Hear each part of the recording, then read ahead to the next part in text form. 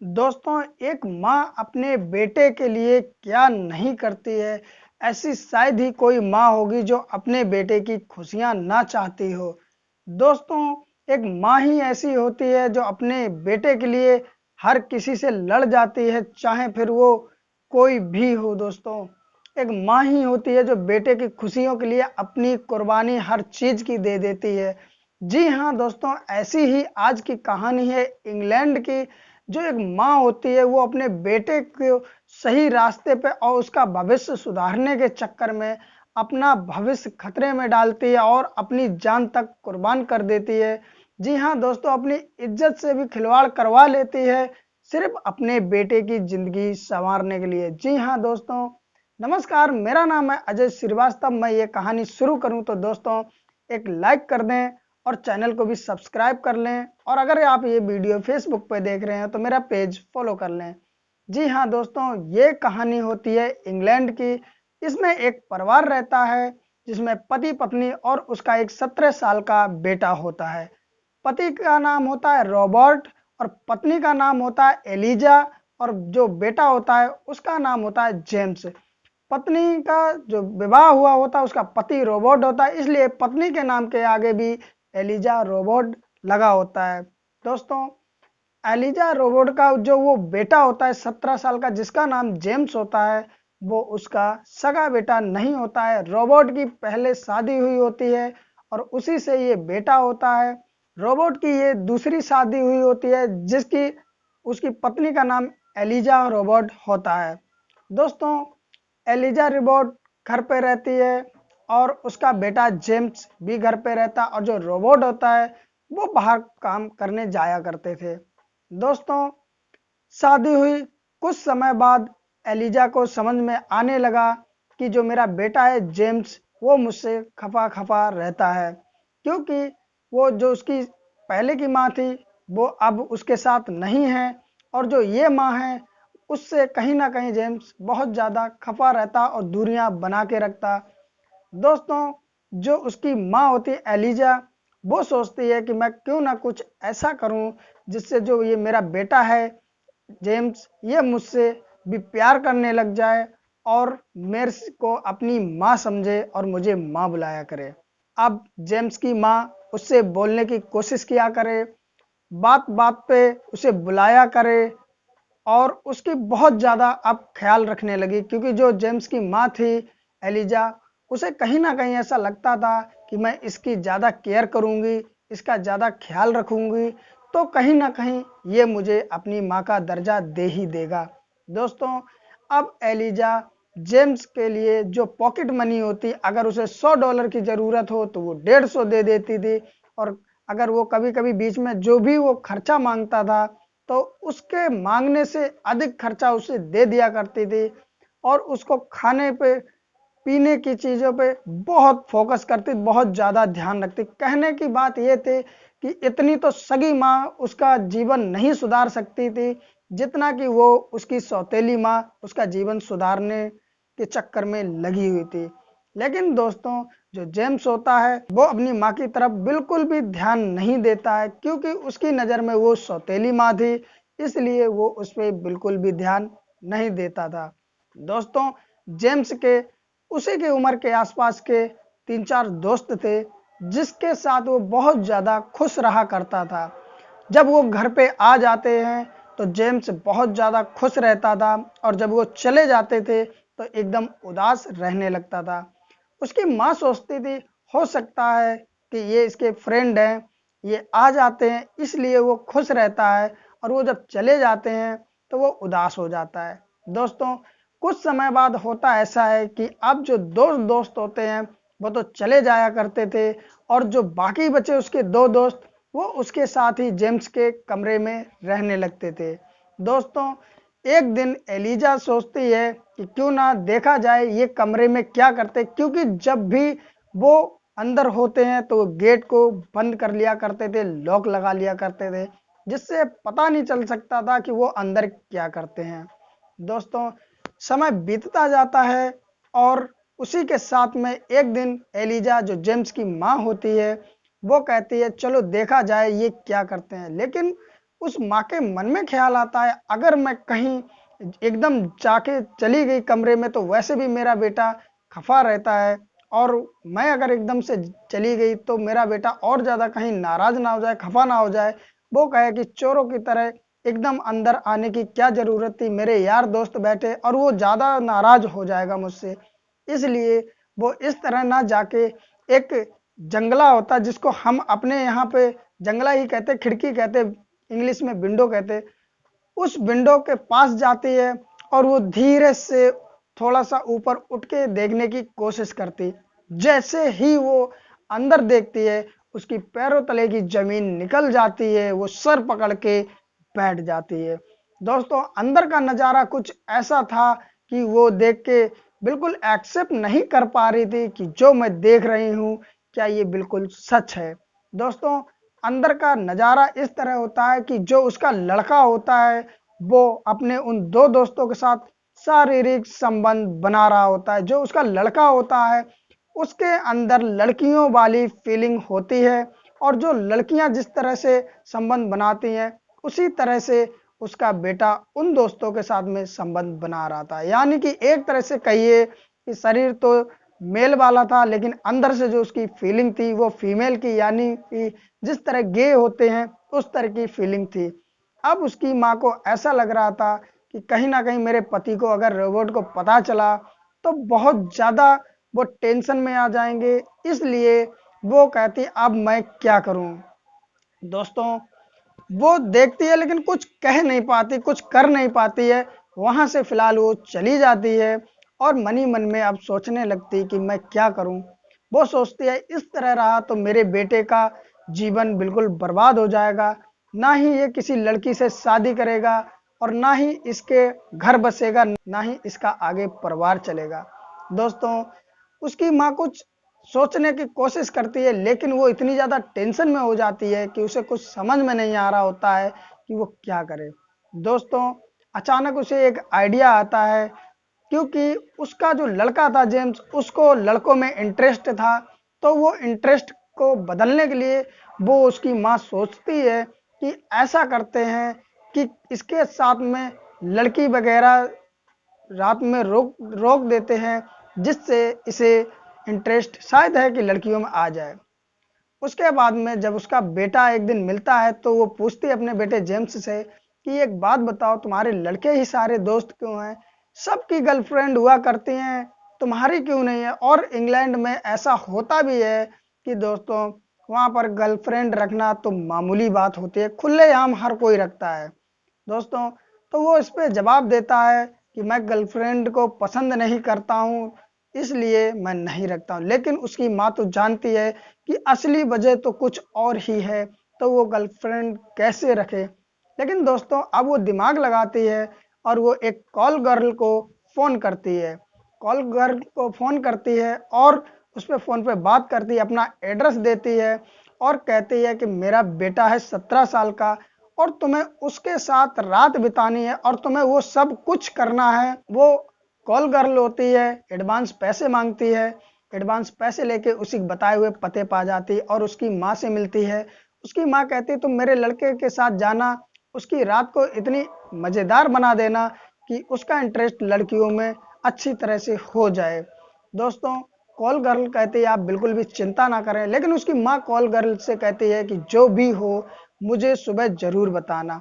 वो कहती ठीक है और वो उसके कमरे में रात में चली जाती है शाम को। दोस्तों, शाम को चली जाती कॉल गर्ल जाती है, लेकिन उसका लड़का जो होता है वो उसमें बिल्कुल भी इंटरेस्ट नहीं लेता है। कॉल गर्ल कहती है कि मैं आई हूँ, मैं एकदम अकेला सुनसान कमरा है, आप ऐसे लेटे क्यों हैं, आइए मिलके मज़ेदार रंगीन रात बिताते हैं।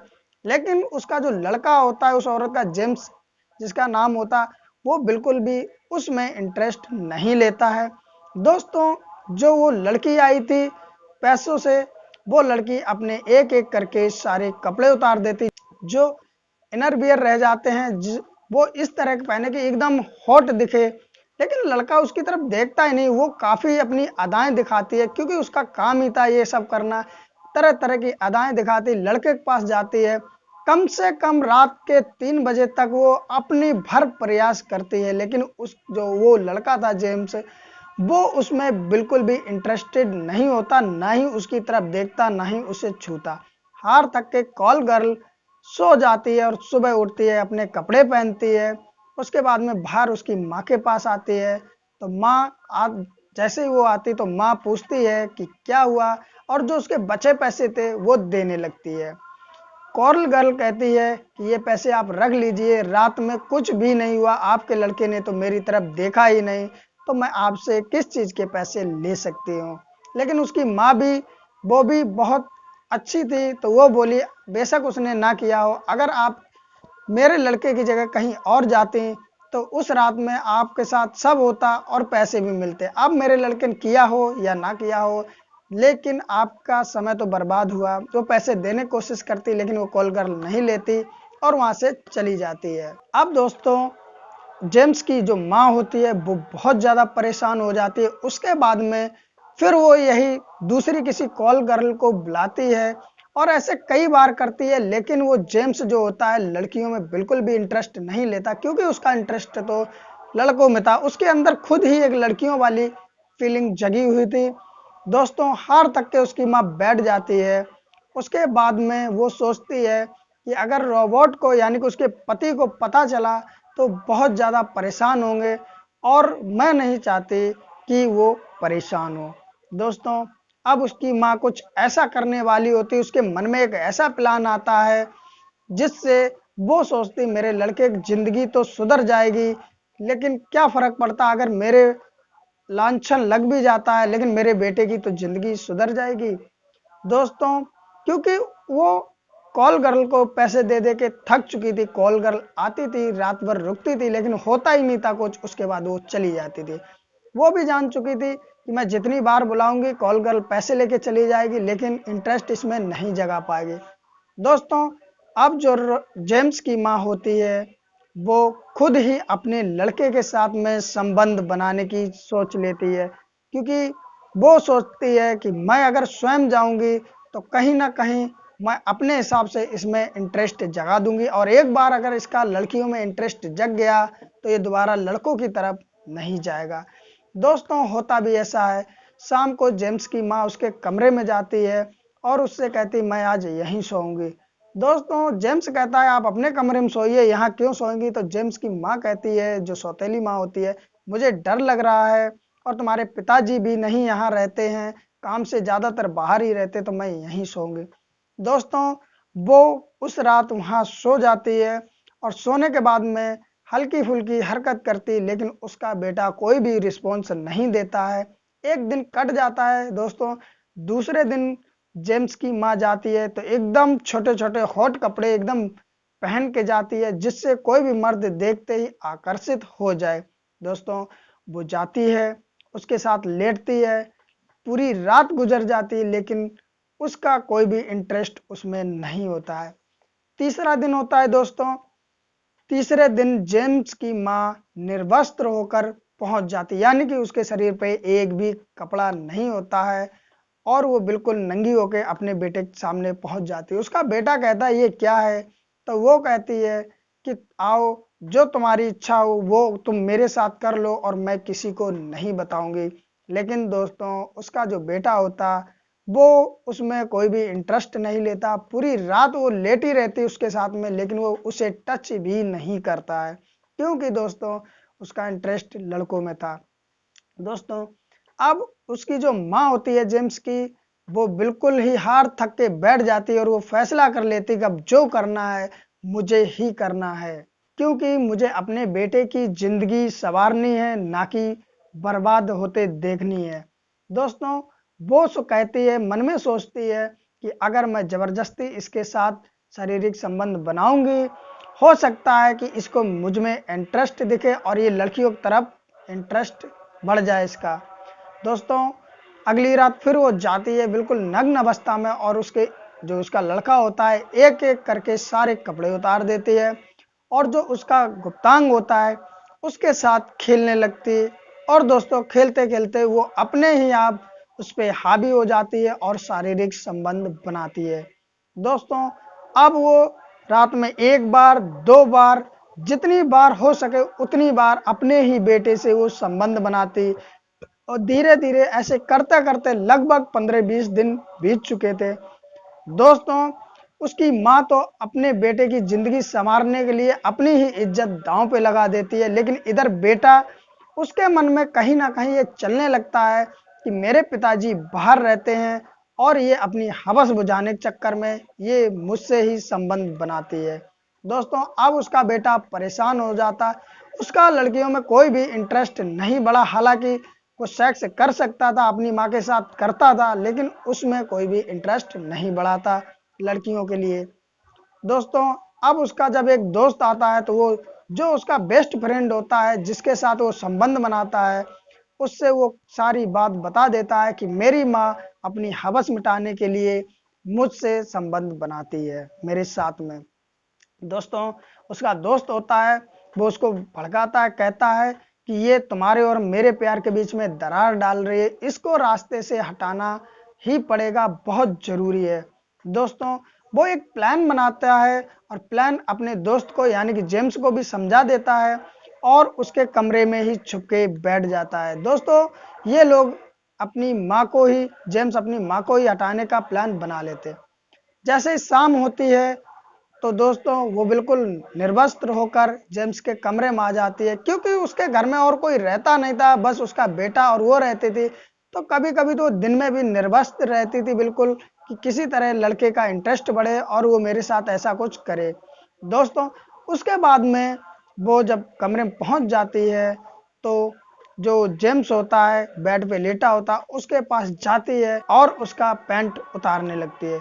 दोस्तों, उसका दोस्त जो छुपा बैठा था उसी कमरे में, वो पीछे से भारी किसी चीज से उसकी माँ पे प्रहार कर देता है। दोस्तों, उसके सर में चोट सीधे लगती जाके और उसकी माँ बेहोश होके वहीं पर गिर जाती है। दोस्तों, जब जेम्स की माँ बेहोश होकर गिर जाती है तो जेम्स और उसका दोस्त दोनों मिलके भारी चीज से उस पे प्रहार करते हैं और प्रहार करने के बाद में दोस्तों इतना मारते हैं कि उसकी मौत हो जाती है।